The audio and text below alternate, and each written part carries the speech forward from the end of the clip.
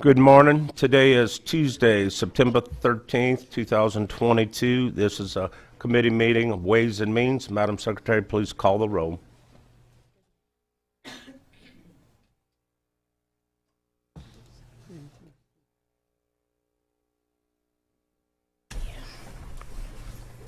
Chairman Bishop is here. Representative Boyer, Representative Boryak, here. Representative Bryant, Representative Butler, here.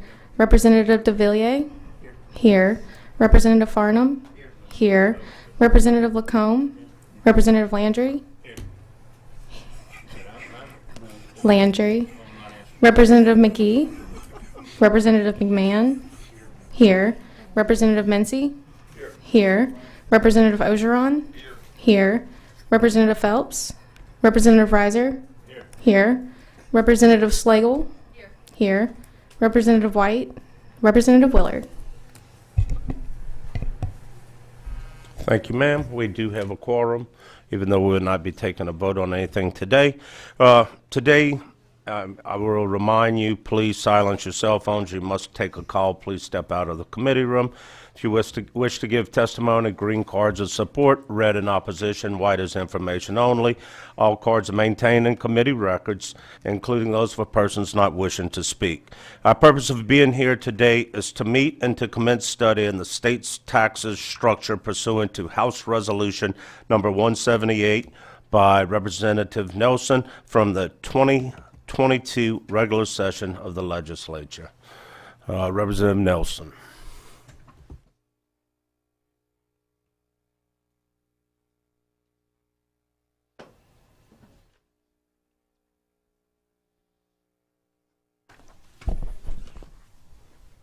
Thank you, Mr. Chairman, for scheduling this meeting, and thank you, members, for showing up. I know the last thing any of you wanted to do was to come back down to Baton Rouge and the Capitol on your in the off season and talk about taxes, but I appreciate it. I think that this is a very critical issue. I think many of you have heard me talk about this before. As far as when you look at the state and you look at the trajectory and where we're going, I think the tax structure in Louisiana is one of the fundamental things that's holding us back. And so that's why I brought this study resolution to bring this issue out in this off season when we have time to talk about it, when we have time to hear from all the stakeholders. We have an opportunity now to actually build a better mousetrap so that we can, move the state forward in the future. I sent an email a little while ago. You guys might have got it. It's a reference to an article that's from the Atlantic, and it says, "New Orleans, I've seen the future, and it's Houston." And so I'll just read you one quick quip out of this, and just to give you a kind of an appreciation for the issue that we have. So it says, "Despite the fact that New Orleans has perhaps the finest natural location in the country for commerce, the city's economy has stagnated for at least 20 years. Population has declined, unemployment is among the highest in the South, and New Orleanians have remained among the poorest in the nation. New Orleans has lost its industrial base.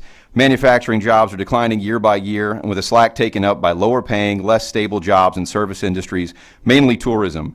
The steady fall of the economy has taken place with the acquiescence, if not the blessing, of the city's political and business leaders who tended to like things the way they were and who probably feared the kind of social change that more industry would bring." And now the funny thing about this is that, one, you can replace New Orleans with Louisiana, and it's basically the same thing. And the second is that this article is from 1978. It's actually 8 years before I was born. So it just kind of shows you that this isn't a new problem. This isn't something that was. This isn't something that just came up, right? This is a long-term problem that we haven't fixed. People before us have kicked the can down the road, and now we're here where we have an opportunity to do something about it. So I have brought the solution up before to the committee that I think eliminating the income tax and completely restructuring how we do business here in Louisiana is probably the most important way that we can move this forward and actually eliminate the fundamental problems that we have and that have existed for a long time.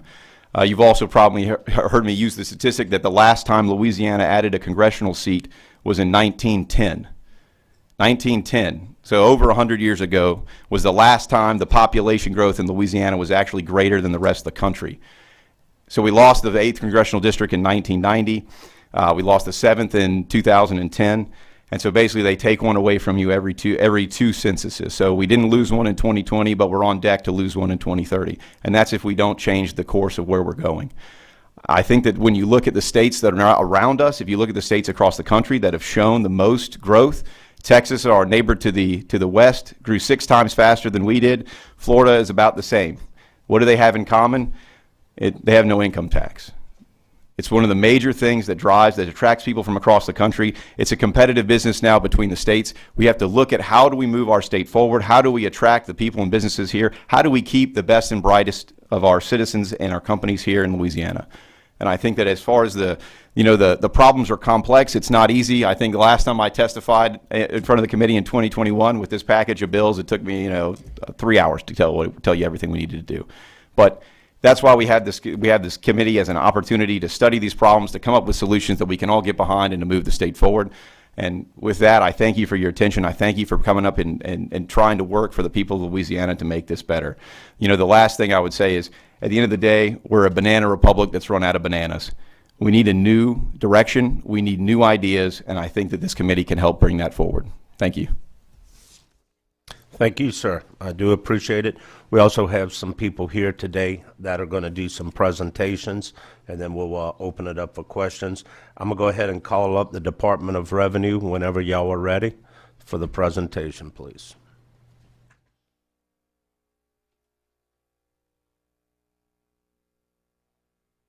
And I do have a feeling Representative Nelson's going to ask a few questions.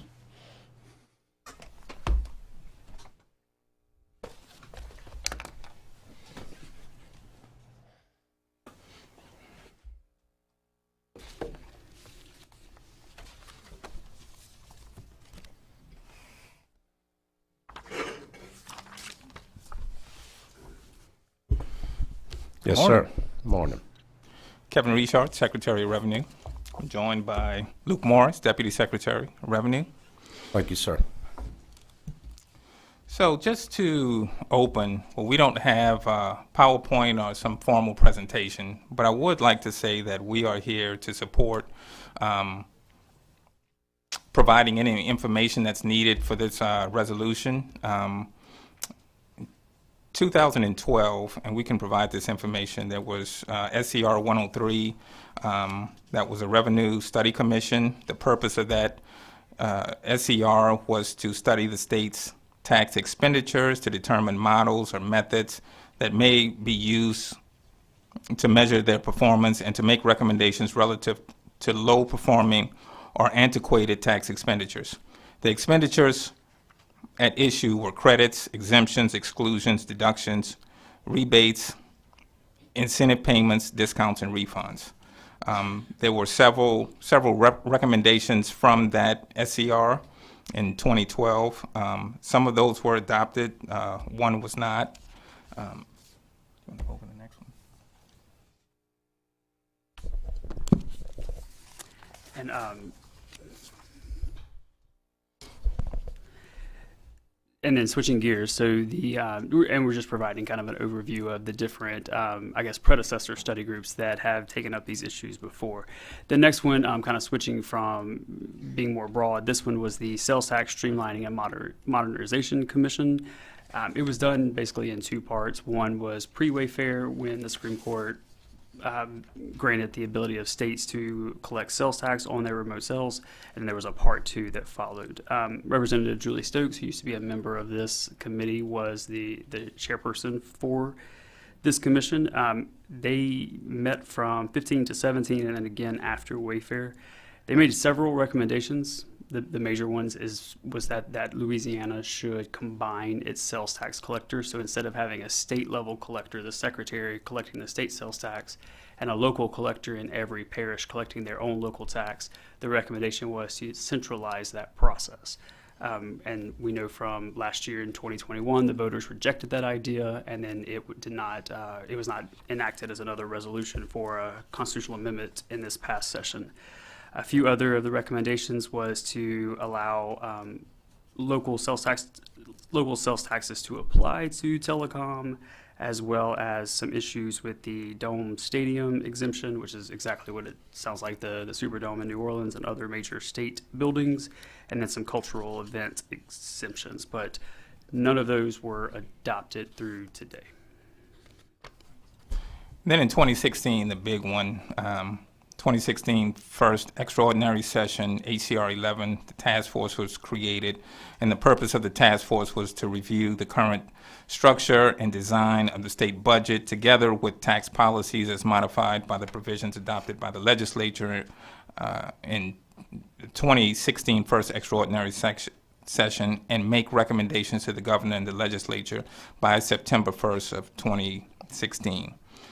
So that commission was to find ways to be more efficient, or for state government to be more efficient, not only in its budget processes, but also in the expenditures. There were several recommendations that came out of the ACR 11 task force, and some of those were adopted, some were not. One of the biggest ones was, of course, last year with the passing of the elimination of the federal income tax deduction with respect to individual income tax and corporate income tax. There was a directed LDR with the Tax Institute to study moving from single entity taxation on the corporate level to a system of combined reporting. The Tax Institute did study that and put out recommendations on that.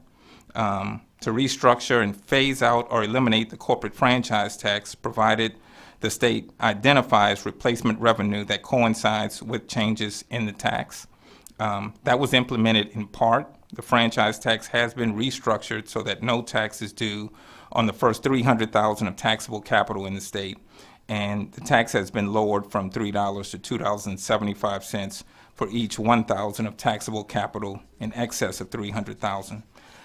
There were also some recommendations to budget and spending recommendations. The recommendation was to avoid budget practices that allow for spending beyond available recurring revenues. That was adopted. Budget practice since the task force has limited the use of non-recovering revenues on recovering expenditures. However, the determination of what is recurring and revenue is not defined, left to the discretion of the REC. There were some more sales tax recommendations from the ACR 11 task force. Oh, okay. There was some sales tax recommendations. That's okay, Representative Flores. But most of those were not adopted. One was in part, and that was the reduction of the sales tax rate at the time. The sales tax rate, state sales tax rate was 5%. The recommendation was to reduce it back to 4%. So as you know, it's currently 4.45%. So that recommendation was taken in part. So really there have been no meaningful changes to the state sales tax, which remains somewhat cumbersome for businesses. And then you want to talk about the Tax Institute? And then the last one we wanted to share with you was the Louisiana Tax Institute, which was created by the legislature back in 2016. This entity was housed originally under the Department of Revenue, and I think in the 2020 session it was moved to be a legislative body, which is currently chaired by Chairman Mike Reese on the Senate side. This tax institute, the premise is that this is an independent body, separate and apart from the Department of Revenue, made up of legislators as well as industry experts, government representatives, and the premise is that they will independently look at ways to reform Louisiana's tax code for the better. They've made two major recommendations. Recommendation is probably a strong word for the first one. It was to switch our corporate income tax system to be a unitary combined system. So when you have a major corporation that has a parent and lots of subs and affiliates, right now Louisiana requires that each and individual taxpayer file a return with Louisiana. Under this unitary system, you would have this entire group able to file a single return. The Tax Institute studied that issue. They put together a report of kind of the benefits and the challenges with that. But that that premise was never discussed in any legislation. And then, like the Secretary mentioned, they also, we did a good bit of work studying the franchise tax, who was bearing the most of the franchise tax liabilities based on their size, their base. There was never an official recommendation that came through, but the legislature on its own reduced that bottom tier. So we used to have several corporations that paid franchise tax, many of them low dollar amounts. Most of those do not have to pay anymore. This is more on the larger corporations with more than 300,000 in a taxable franchise tax base. And I will add that the Tax Institute is scheduled to meet this Friday afternoon. So if there are some recommendations that you would like us to bring back to the Institute, we'd be more than willing to bring that and possibly have that placed on the agenda. But the point of discussing these studies that were created by the legislature is that the Department of Revenue has been involved in each one of these. So for any updated numbers or information in order to accomplish the goal of this resolution, we are just here to let you all know that we're here to provide any information that is needed. Thank you, sir. Representative DeVilliers. Thank you, Chairman Bishop. Before I get in asking y'all the questions, I just would like to thank Chairman Bishop for calling this meeting. It's extremely important that we, as the members of the legislature, do hold oversight committee hearing meetings. And I know we're here because of an HR by Representative Nelson, but it's also going to provide us an opportunity to have oversight on a lot of different things.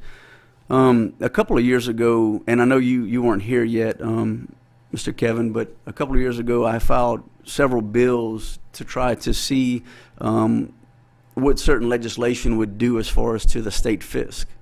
And one of the things that was extremely frustrating is I had filed these bills several months in advance of our session, and it wasn't until we were quite a ways into session when we actually got fiscal notes. And Luke, I'm sure you're aware of that because I expressed the frustrations to you multiple times. So one thing that I do hope that we come out of this meeting with is maybe some instruments that we can work through before session gets started and actually get some notes to where we know how it affects the state's fisc. I guess a little over a year ago we passed legislation which went to the ballot for our constituents with some constitutional amendments, which y'all touched on, and I just wanted to know if y'all had any kind of feel on how removing the federal income tax deduction on the state side, how are y'all seeing with that and the reduced rates on the income tax? Are y'all seeing it to be a revenue neutral piece of legislation, or is it still too new for that? Well, first, to address your first comment, I heard your concerns, and we are addressing those.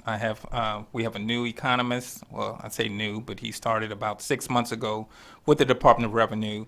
I'm in the process of doing some restructuring to make sure that we have fiscal notes to you well in advance, so you all can do the hard work that you all do here.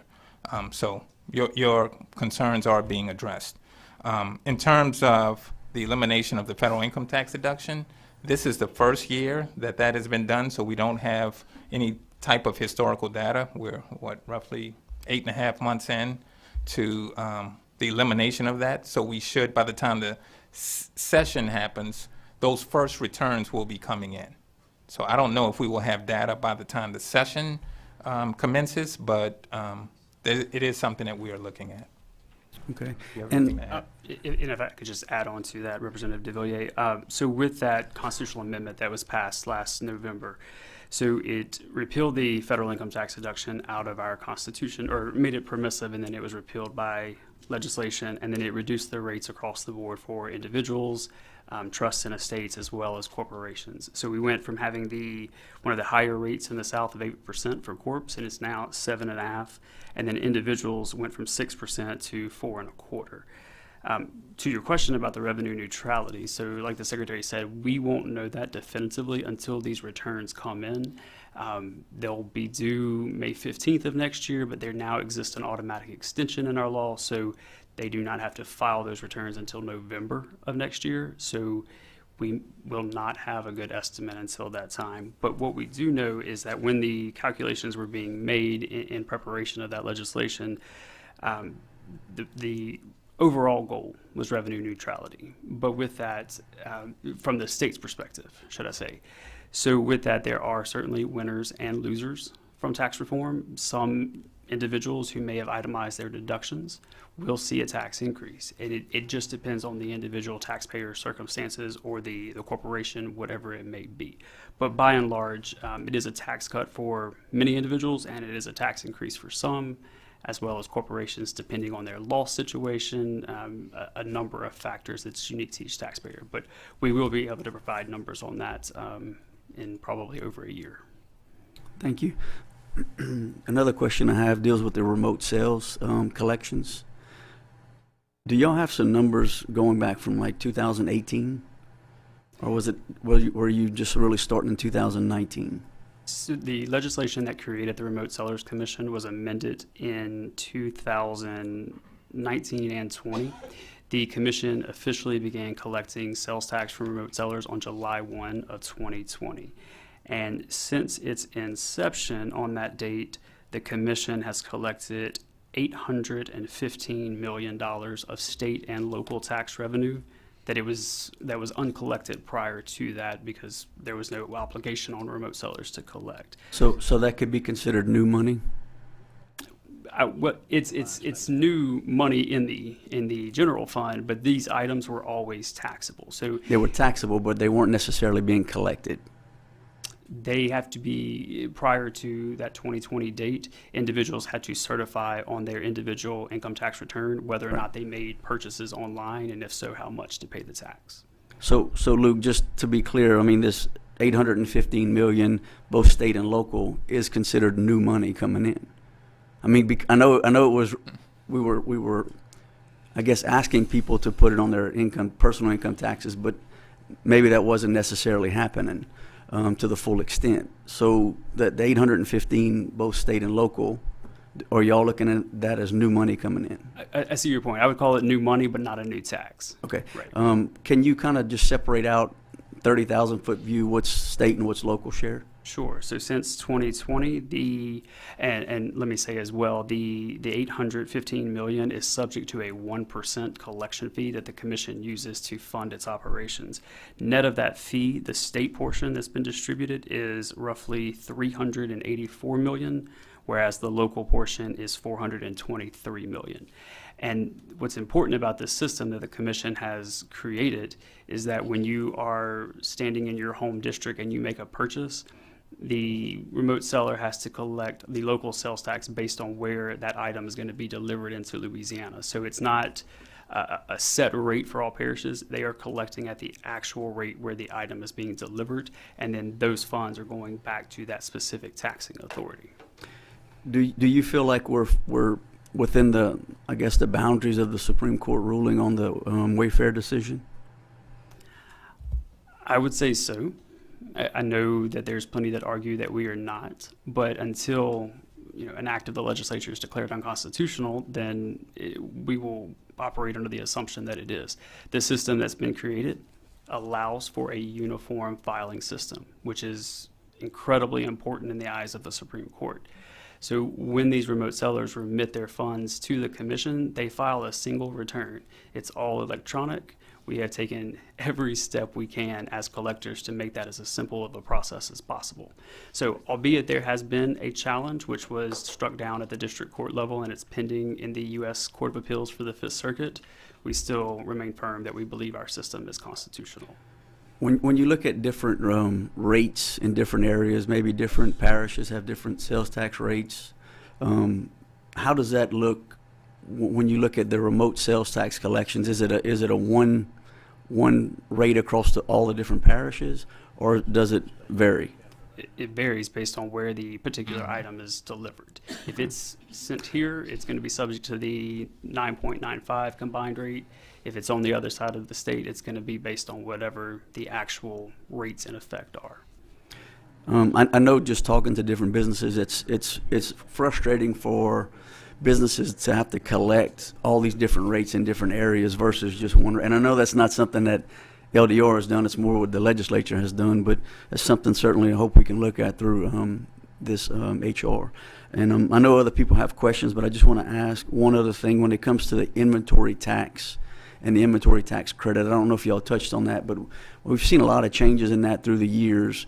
And I was just wondering if you could kind of give me a maybe again a 30,000-foot view on what the inventory tax credit is costing the state today.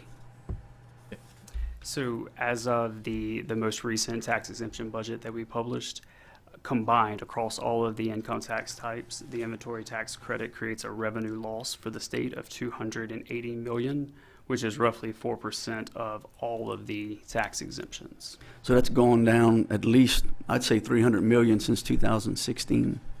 'Cause it seems like we're around 560. That is correct. It has decreased, and likely because of the 2017 reforms that place additional refundability restrictions. So if you have a consolidated group of taxpayers and one has an ITEP exemption, it is non-refundable in terms of the inventory tax credit for all of the members of that group. So it's not necessarily that it has gone down, it's that the revenue loss on a year-to-year basis is lower because there is a carry-forward potential. But the overall revenue loss does remain intact. It's just timed differently. Does LDR look at the collections that the locals have made since, say, 2016 versus what they're making today to see if those collections have been reduced? For the sales tax collections or Yes. property? No, I'm sorry, the inventory tax Tax. collections. That information is available from the tax commission, but that's not under our purview to collect. Okay. Thank you, and I have no further questions. Thank you, Representative DeVilliers. Representative Nelson. Hey, gentlemen, how you doing? Oh, it sounded a lot louder up here. I don't know why. A little farther away. Well, thank you for coming. I appreciate it. I know, I would say, perhaps you can agree with me. It sounds like we study taxes a lot, and how I would say we take action a little bit less frequently. I remember before I got elected, and as long back as I remember, there's some study and we do a commission and we write a report, and then nothing ever happens with it. That seems to be kind of the way of things. But at the same time, I think this is an opportunity.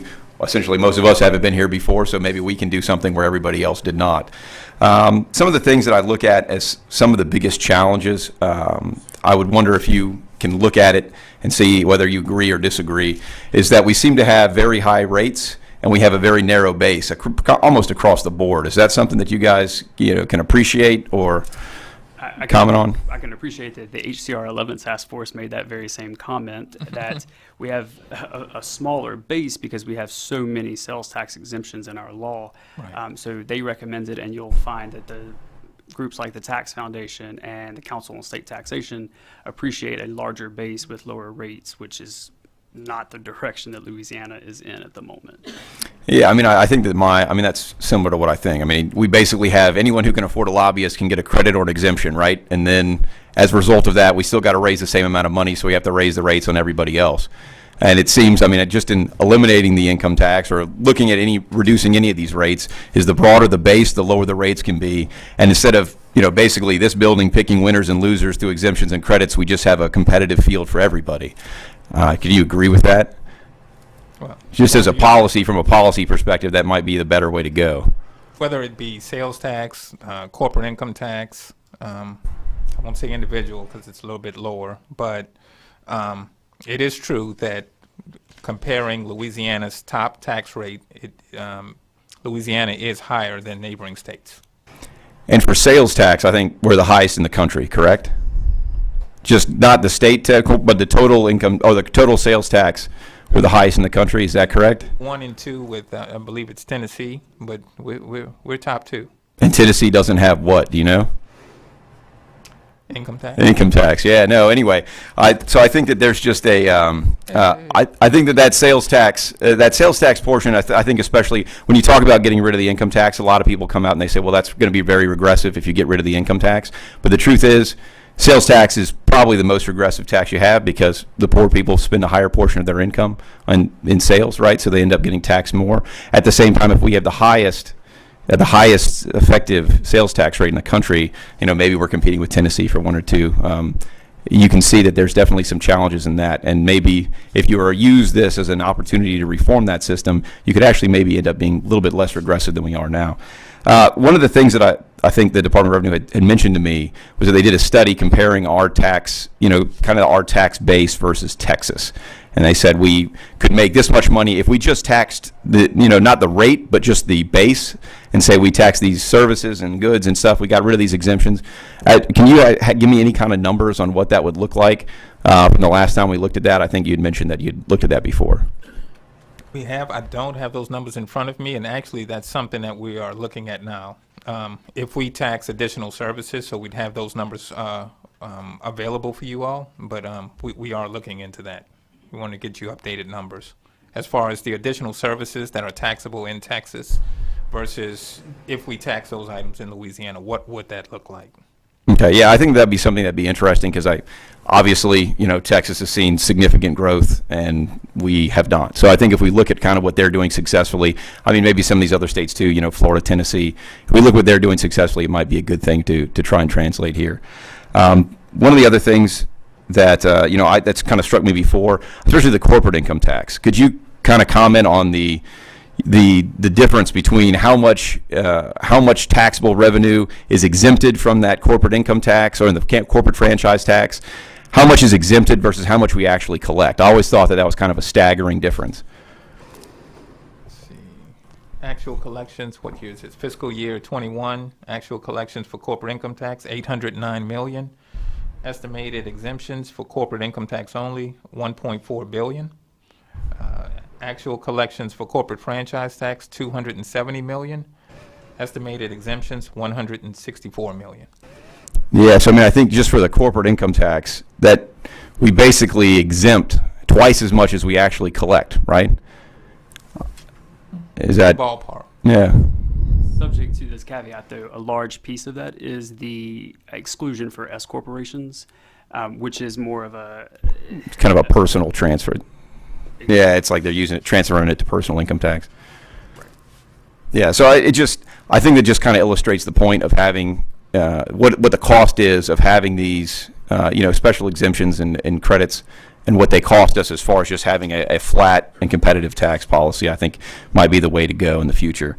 And so in the end of the day, I would just ask, what do you guys think? The point of this study, the reason I brought it up, I wanted to see, what everybody to kind of spitball, what are the problems and how do we get to where we need to be? What would you guys say are some of the biggest challenges that we could look for? You study it all the time. You look at it, I guess you probably deal with the taxpayers as well, right? So, the taxpayers at the end of the day are all of our constituents. They call us when they have a problem. But, what do you see as some of the biggest challenges and what would you do if you could change it? We don't have opinions. Well, in terms of administration, I will always say that it's simpler if you have a simpler system, then it's easier to administer a tax. From an administrative standpoint, it's easier to train employees as well as to educate the public on how to file returns. So simpler is always better. Yeah, I think so. I've heard it compared before as, it's kind of when you go in the car dealership and they have the sticker price on the window.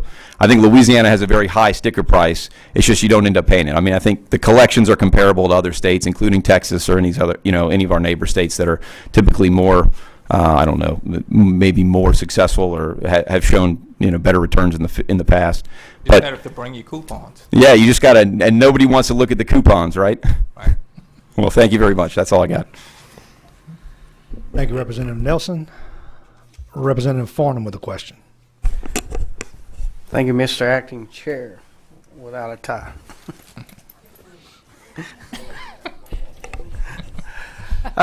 Going back to the online sales, I know there was a shift in buying habits during that period of time. Do y'all have any way to measure the shift in the pattern? I know we have a lot of new money. It's considered new money. How much of it is actually shifted from the mom and pop stores that used to be frequented, and now I think everybody has moved to more of an online mindset that it was uncollectible before in most cases, but now it's being collected. So is there a good way to measure that that you could put your finger on? Do you see a downward trend in the collectible sales that were collected before, and now it's shifted to the online? We have not measured it that way in terms of the change from brick and mortar to online, but I can tell you that in the first full year of the Remote Sellers Commission, and then the second full year, which would be fiscal 21 and then fiscal 22. So it's in essence been in existence for just over 2 years. From year 1 to year 2, there was a 33% increase in sales tax collections overall. And that $815 million number that was quoted by Luke. So we see online sales tax collections trending upward tremendously. Yeah. I guess everything kind of happened at once, so it's probably going to be real hard to put your finger exactly on where the monies came from, since the pandemic happened about the same exact time that the online sales collection was taking an upward trend. Is that correct? Yes. Okay. It's a good thing that was put in place as well, because it kicked in at the exact right moment. Exactly. In the past, I know there was an attempt made several years ago to take on the elimination of the personal income tax in the state. What year was that? Do y'all recall? Was it 2013? I can't remember what year it was. There's been several bills filed, probably every fiscal session. I know there was a real hard attempt made several years ago to eliminate the personal income tax, and maybe some thoughts on. I don't know if y'all were here at that time. I was in another capacity, but I do remember that, and I believe it was around 2013, maybe 14. I'm not sure, but the shift was going to be to income tax. Sales tax, and I believe that the rate ended up being far too excessive, somewhere around a combined rate of around 13 or 14%. Yeah, because I think Rep. Nelson touched on one of the biggest pitfalls of it was that they couldn't figure out how to not make the poorest of the poor pay a lot more than they normally pay, and I think that was probably the biggest tripping point during that process that I recall. Yes. Okay. Thank you. Thank you, Representative Farnham. Representative Mincy with a question.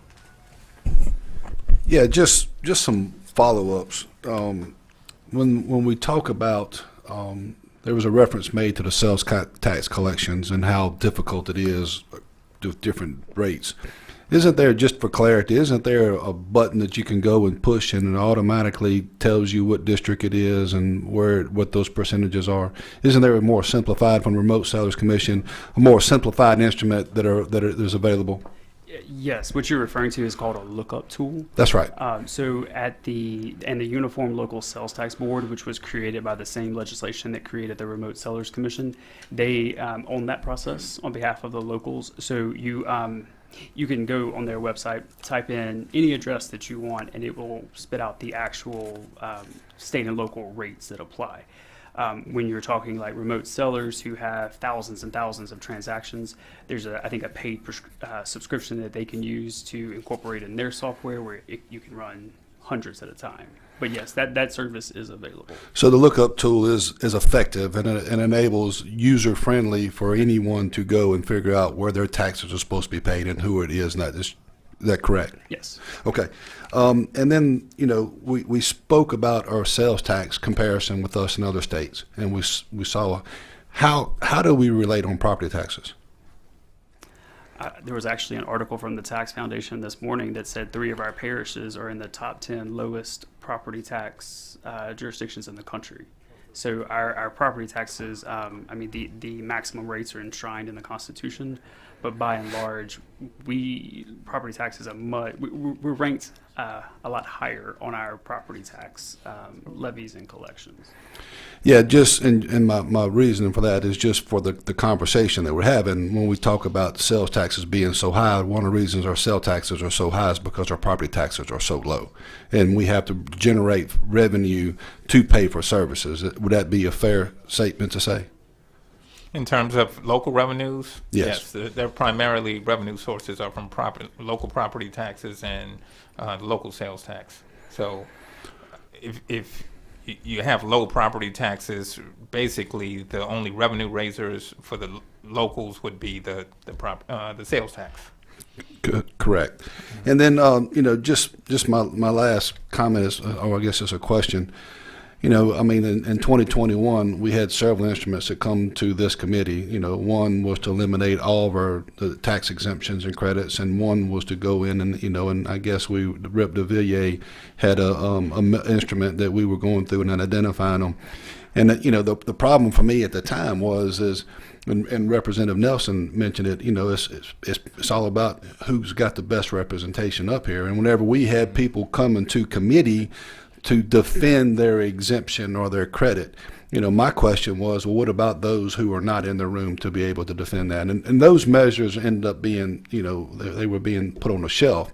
But my question is, when we're having that conversation and we're trying to, what's the recommendation, or what could be the recommendations moving forward for us to evaluate those credits and those exemptions to really see, how, to be fair about it, to be fair for those who don't have the special interest or lobbyists to represent them, that type of thing, and then also considering, the bang for the buck, what programs do we have out there that are producing, and which ones are not? Any thoughts on that? So I will say our tax exemption budget, this very large book that I'm happy to read starting on page 1 for you guys, but the statute that requires us to report on every tax exemption in its final section actually has a mandate to this committee that says that this committee has to hold hearings on all of the I say all of the 6.8 billion, but it's only the ones with a 10 million or more revenue loss.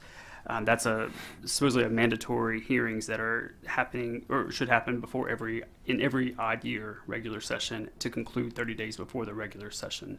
So I don't know that we've done that recently, but when we last did this process, every exemption was listed on the agenda, and the different stakeholders came and made their arguments about why this should be continued, or if there's no support base for it, why it should be eliminated. Yeah, this is just such a complex, discussion that you have to have. I mean, if you eliminate the credits and the exemptions, and you eliminate our homestead exemptions, then you don't have to have all the sales taxes and so forth. So it's just very complex, and I know that's what we're embodied to do. But thank you for those comments. Thank you, sir. Representative Reiser. Might be me again. Representative Nelson. Sorry for a second bite of the apple, guys. I just wanted to touch on one thing. So we kind of talked about the uncompetitive structure, right? How, taxes are high and there's a lot of exemption credits. I think the second fundamental problem that my colleagues have kind of touched on is, to what extent do you see kind of a concentration of power and taxation and spending in Baton Rouge, in the capital and the state government versus local governments? I think that seems to be a very critical issue that we have compared to these other states, right? Is that we all come here, all the representatives and senators, and the game here is to get as much money from state government to take back to fix local problems. And a lot of it is because they don't have the tax base. They don't have the tax base in the property taxes. They don't have the tax base in the sales taxes. And so they're dependent on state government to support them. And so have you done any work on comparing this kind of local expenditures versus state expenditures to see, well, where are we in trying to balance those things, and especially giving the locals the ability to solve their own problems? Short answer, no. We have not. That's a good question, though. Yeah, I think that fundamentally, so I'm from St. Tammany Parish, probably one of the wealthiest parishes in the state. At the same time, they still want me to come here and beg for the money to, fix their road or the city hall or whatever else, right?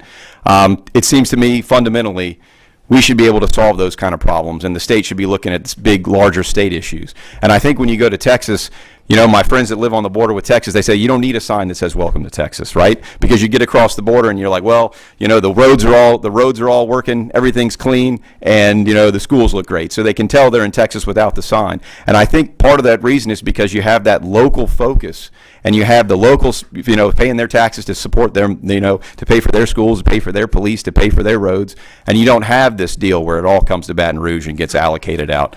You know, the legislature in Texas only meets every other year, so you know you can't go up there and beg. Half the time they're not there. And I just think that, you know, looking at that, I think we should study very carefully the breakdown between that state and local spending, because a lot of this money, you know, even getting rid of the income tax, I think it's going to be revenue neutral. I think that's the responsible way to do it. But really what you're going to look for is to ways to shift those responsibilities to local government, because I think the same tax dollar that is raised and spent locally is going to be much more effective than one that it goes to Baton Rouge and kind of goes through this roulette wheel of, you know, where's it going to go and who's on the committee and those kind of things. So anyway, I would just suggest that might be something we should look at, is to that breakdown, especially in our neighboring states. Thank you. And you are right. St. Tammany is the wealthiest parish in the state. Thank you. In terms of income tax collections. No, I think we pay the highest per capita income tax. Maybe that's why Representative's trying to get rid of it, right? Thank you, sir. Thank you, gentlemen. We appreciate it. I'm sure it's not the last time we're going to hear from y'all. We'll now hear from the LFO, please.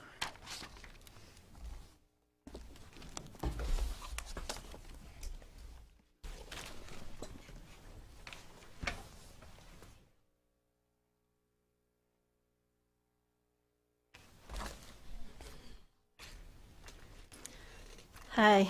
How are you? Doing fine. How are you? I'm Deborah Vivian from the Legislative Fiscal Office. I'm the economist, and we provide the fiscal notes for all of these issues that you're talking about.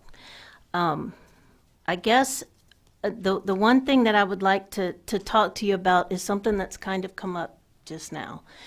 When we're talking about all of these issues of change in policy and making really pretty large wholesale changes, we're going to be looking at a base that is not certain. We've already made the big reform changes, but we don't know how they're ending up. So if we take fiscal notes for all of these issues that we've talked about and give you an impact, please keep in mind that that impact is based on uncertainty. And we can kind of be multiplying that uncertainty if we make large changes multiple years in a row. So just please keep that in mind. And if the fiscal note seems conservative, that might be part of the reason, is because we don't know where it's going. Another thing that came up was, or I guess that I was thinking of when y'all were talking, was that the numbers that we're seeing in the revenue right now are really, really high, right? We're in a period of inflation, high wages, and that feeds into our revenue in a way that makes it attractive to want to cut. We found this after Katrina, and we're kind of in a similar situation, because after Katrina we had the high revenue, we had the shortage of labor, we had a lot of the things that we're seeing today. And I know that you remember after Katrina we had the oil price collapsed, we had the financial crisis, and revenue dropped below where anyone thought it would. We knew it was inflated. We thought it would drop. It dropped below where it did, and that's when you ended up with the sales tax, the additional sales tax problem. We're kind of in a similar situation now. It's like we're seeing really high revenue. We know it's probably going to come down. We have hurricane recovery. We have a lot of federal money being dropped in. We know it's going to come down. So I just caution you, if you want if you're tempted to cut, the revenue neutrality is wonderful, but if you're tempted to cut, just keep in mind that we have a far way to fall at this point, and it can fall much quicker than you think. The corporate income and franchise after Katrina was over $1 billion, and in two years later it was like 200 million. So it falls very quickly. The other thing that I wanted to caution you about is when you're looking at these issues, like the temptation and I guess the necessity is to kind of isolate to, we're going to look at personal income tax, we're going to look at income tax, we're going to look at sales, and then that's the right way to do it when you're analyzing that one issue. You just assume that everything else stays the same and you're looking at that one thing. And the temptation is to just bring that to the bottom line of the general fund and say that's where we're going to be. But when you budget, you step back and you're looking at the entire general fund. So it matters. It matters what's happening and everything else because it's never static. It's never just staying the same. So even though you find something that's revenue neutral or you say it's only going to cost, $100 million, there may be other things happening in other revenue sources totally unrelated that you have to consider too when you bring it to the budgeting process. Let's see. I guess, and I don't know if y'all want to talk about fiscal notes now. I know the timing of the fiscal notes is an issue, and I think as much advance notice as we can get would be wonderful for that process. But when you look at the income tax fiscal notes, I just kind of wanted to point out that there are certain things that happen with the collections of the income tax that will show up in your fiscal note that make the impacts look strange, and that's due to multiple factors. Some the payment schedule. For instance, when we look at things like a change in corporate franchise versus a change in personal income, corporate franchise is collected in advance. So you're going to see the impact much quicker. In fact, a whole fiscal year ahead of when you'd see the personal income tax or corporate income tax. Within the collections that we see, there are multiple years of forms. Not the whole amount that you see on the REC is not the prior year's income tax. There are multiple years in there after you have settlements or even late payments or other things. All of it is in there. So it's not, if you make changes going forward, it's not necessarily just taking that full amount and pushing it forward. We have to make allowances for prior fiscal years in there, or prior tax years, sorry. And then it was touched on as well that if you get rid of certain income taxes, you're going to have outstanding rebates and other things that are charged off against that tax that will have to be honored and will have to be charged off against some other means of revenue. So that would make the number that's on the REC sheet, the impact could possibly make it bigger than what's on the REC sheet. Don't know the timing of those, but that's another thing that might make the numbers seem a little bit distorted to you. Do you have any questions about the fiscal note process or how we can help you? My idea for this meeting is kind of just to get an idea of what you're interested in, and we'll go back and build models and get you to the point where we can tell you what it's going to be. I don't have anything really to present to you. So if you have questions, I'm up for it. Representative White. Yes. You mentioned how fluid the process is and the changes that are made and how it changes over the years. And I wasn't here during Katrina, but in this position, but I learned a lot about it. And I guess the fake feeling that everything is great because people are spending money and they're buying and they're purchasing, they're rebuilding houses. We're constantly going through that. And as I've been here in the past 8 years, coming into it, we were in a $2 billion shortfall. And we had the HCR 11 to go by, the reasons why we needed to do what we needed to do. But there's a difference in that and the political will in making changes. And we mentioned the state versus local and even the federal. It's as if in Louisiana at the local level, we're scrambling to try to keep the wheels on the wagon in some areas that's not the wealthiest in the whole state. And so we have to essentially beg for help at the state level. Being here at the state level has made me realize a lot of things in the financials that a lot of people don't understand the complications of it and the change that's needed to simplify it. For everything that we want to change, there's going to be a group that is going to scream loudly and put pressure on everyone here, especially new folks, because they haven't been through the process and understanding it. And it's hard to trust people's word on where these where the reforms will actually go, and then you have the political part of it. Because in the tax reform in the first 4 years, it was so very political. And I watched things that happened at the federal level, like the big tax cut that eliminated our deductions at the local level. And because we were still tied to it, it actually made our taxes go up in Louisiana, which caused us that surplus, correct? In part. In part. So that political will wasn't there to do anything about that in those 4 years. I recognized that after, I don't know how many, 11 sessions in 4 years. And it was simply because of politics, not really fixing the problems to me. That's how I felt about it, what I saw. Because we turned around and did some of that in these last 4 years because we were looking at cliffs that none of us wanted to go home and see the damage from that. That's coming. That's coming currently. And when we start talking about making major changes, which I wish that we could, I would love to see that.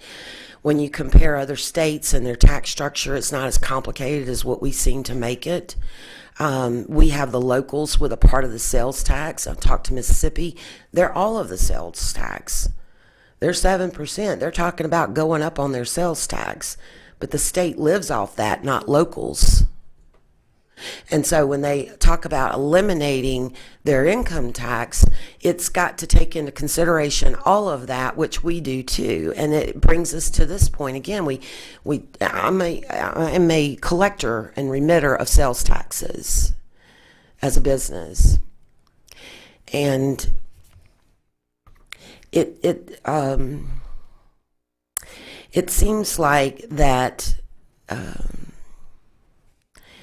Even though we have the remitting of the taxes and the collection of the taxes, it's not changing anything in as far as the state and local level dependency on the different things. Then we talk about the property taxes. And I will dare say there's a handful of people in our parish that actually pays property taxes, which is what your locals live off of. And then when you exempt your major industries in the area too, and that's using our natural resources and our human resources and the perception of your area and everything, then it gets really difficult to survive. And I think that across the board for Louisiana and most parishes, and I've traveled all over the state, it looks a lot the same. And I don't see that changing until we can have the political will to change it. And we can actually survive the change where we are still progressing in highways and bridges and things that bring about business and industry, the things that we want, investment in that, which we've struggled to do for so many years. It's very complicated, but it doesn't have to be. But you have to have the will and the way to accomplish anything. And the political will is a lot of it, what the rhetoric is around it, and who's fighting who. And so I guess, I just wanted to have a little input on that and rounding out some of the experiences that we've been through and how fast it falls in that time period of changes of government and the leadership and those things, and the fight between a legislator and a governor, and then you have the people that actually want the tax exemptions and need to survive off that just to make ends meet, and some of those are your local poor people. And the aggressive tax that we did was the sales tax, which not all of us wanted to do that because it is a regressive tax on poor people, which we have lots of. So how we go about fixing this is going to be a very it's going to be one that we all really have to work together on to make it happen. We also have to sell it to our constituents because everything is tied into the Constitution. And so if you fight one another and your rhetoric is always going to be negative, you're not going to help your voters to decide. Well, they need to be educated on it more so than the rhetoric, in my opinion, in order for us to all collectively be able to make major shifts that would put this state in a less complicated, better situation where we can equally across the state feel that we all share a part of building our state and infrastructure and attracting business and industry here, and always investing in our children, our youth, and our education so that we can provide that workforce. We've done a lot of that in the time that I've been here and trying to prepare our workforce in a lot of ways, but it's really hard to see with a lot of folks that remain in a generations of poverty. It's hard for them to break out of that. And until we really focus on how we break those generations of poverty, they don't know what they don't know. And we're not educating them enough to get them out of those situations. That's what I see. And I'll end it with that. Thank you. Thank you, ma'am. Representative Villia. Thank you, Mr. Chairman. Real quick, Ms. Debbie, it's the same question I had asked the LDR, and as far as the process goes, because, again, I mentioned to them I had filed bills several months before session started, and it just took halfway through the session to get those notes. Is the process essentially I guess the bill goes to your office, you have to do a part, then wait on LDR? Well, LDR has the data. They do the collecting of the taxes, so they have the data. With the bills come to our office, it's assigned to an analyst. I get the revenue bills, and then we request a fiscal note, an impact from the agency. Much of the time, it's a volume problem because there are so many bills out there. Particularly right before session starts, it's very difficult to put that kind of analysis and that kind of effort into that number of bills because, for instance, in the fiscal office, there's me and Emily DePalma, one other economist. There are two of us doing all of the revenue bills. So we have to wait for a response from the agency. We have to evaluate that response, make sure that we're comfortable with it, and write up the fiscal note, and then have an internal review within our office. So the time frame for all of those bills is very difficult when they all come at the same time. I like to blame it on the note, but I know this committee was extremely frustrated with me, and I had made a commitment to the chairman not to run any bills until we had notes. So that is what it is. But what's the earliest that we could actually get a bill to you to where you can start analyzing it? I don't know if there is an earliest. These kinds of things that we're in now help me because I can kind of understand where you're going, and I can set up a model that with the hope that we can kind of analyze these things a little bit quicker and, have bills of sort of the same topics. It's just you using things like as much of advance notice as possible and but there's not a month, a 2 month, a 3 week, a 2 week. You don't have any. I don't. It depends on everything else going on in the office, Okay. and as soon as possible. I can say that. And if you want to talk at this point in the interim about the direction that you'd like to take things, it might be easier when all of the bills come crashing down that we have something in place that can analyze that. Okay. And I don't want to speak for the Department of Revenue, but I think they probably feel the same way. Well, I'm sure we all look forward to working with both of you all to try to get some things in advance. So thank you, Mr. Chairman. Thank you, Representative Nelson. Thank you, Mr. Chairman. Yeah, I just wanted to comment or talk briefly about two things that you said. I think one was that when you mess with any one of these taxes, right, it has a broad impact. And so I think we kind of have to look at this comprehensively. And I think that's the point of this study commission and some of the bills that I brought. We really have to look at it comprehensively because we say we're going to cut sales tax. We don't know what impact that's going to have and everything else, and whether or not if one goes down or whatever. There's ripple effects in all of these things, and so we have to look at it comprehensively. I talk when I'm trying to discuss this with people. I say it's kind of like Jenga. We always try to as legislators, we always want to take the smallest bite possible, right? You want to do the smallest thing because it's going to have the least resistance to do the smallest piece. And the problem is that even one little Jenga piece, you pull it out and the whole tower falls down. And so I think that's kind of the argument and why we have to take a broad approach, why we have to look at this comprehensively, because any one of those Jenga pieces can knock over the whole tower. So I appreciate that appreciate that perspective.